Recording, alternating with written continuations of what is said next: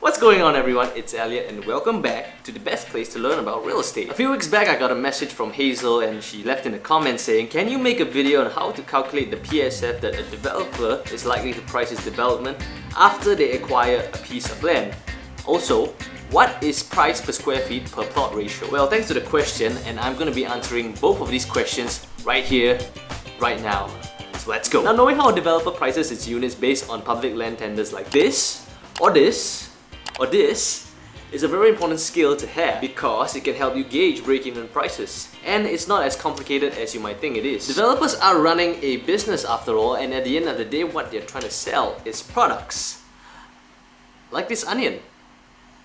If you're a farmer and you want to find out the price of this onion, you've got to find out how much money goes into growing it, how much money goes into harvesting the onion, how much money you got to pay your uncle to help you market the onion, and all these adds up to the true cost of the onion. Add a markup to pay yourself and you got yourself your price. And it's the same for building, just except for paying for growing, harvesting and paying your uncle. You have to pay for land, construction, professional fees and other types of expenses. So this is a deep-rooted valuation question, and what I just described to you is a simplified version of the residual method. A common way buildings, especially new buildings, are valued. Let's use the example of a purchase that happened in Tampines for the development of an EC. We'll call this EC Onion Heights. From this article, our developer bought this 250,000 square feet piece of land for $400 million, and this gives us a price per square feet of about $1,600. However, this land cost of $1,600 doesn't really tell us how tall Onion Heights will be. If you think about it this way, a taller building has more levels, and because of that, it has more internal floor space.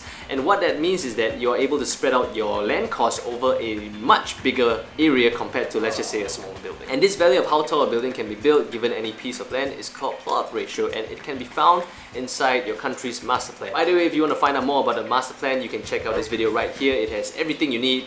Go check it out. It's a great video. So if you take the PSF of $1,600 and divide it by the plot ratio of 2.5, that is the actual plot ratio in the master plan, we get the true cost of the land, which is $640 per square feet. Construction cost is next. Now, depending on the quarter you're in, construction cost does change from time to time due to the fluctuating prices of the materials. But finding out the values is easy because you can just check your local construction firm's quarterly cost reviews. For those of you in Singapore, you can use the same link I use, which will be in the description below. If you use the rate of an above average condo, which I think it will be, we get a construction cost of about $250 per square feet, bringing our total cost to now $890 per square feet. Now, building developments also include other types of expenses such as your professional fees, marketing fees, financing fees, and even holding onto the piece of land costs you money. Combining with the profits a developer usually makes, the sum usually adds up to 30% of the total cost we have so far, which is about $270 per square feet. If we add up the two values we have so far, our predictive cost for Onion Heights comes in at $1,160 per square feet,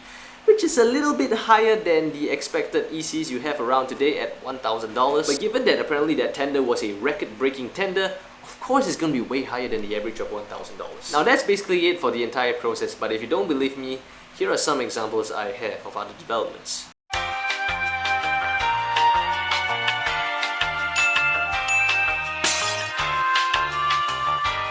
Okay, that last one was a bad example, but it's still a good story to tell. Because our calculated values can only tell you break-even prices and cannot tell you other external factors that are pushing up prices of a development, such as market sentiment or whatever other reasons. But if your calculated value falls below launch price, it doesn't mean, guys, we have to buy now! It's so cheap! It could simply mean that the particular developer we are looking at is more efficient with handling its resources and means our calculated values are way more inflated. So knowing the track record of developers is actually very, very important. And that's pretty much all you need to know. Good job on not needing to pay analytical services, because now you know how to calculate these values for yourself. And if you enjoyed what you've seen so far, do consider dropping a like and subscribe and comment down below what you want to see next. Thank you guys so much for watching, and till next time.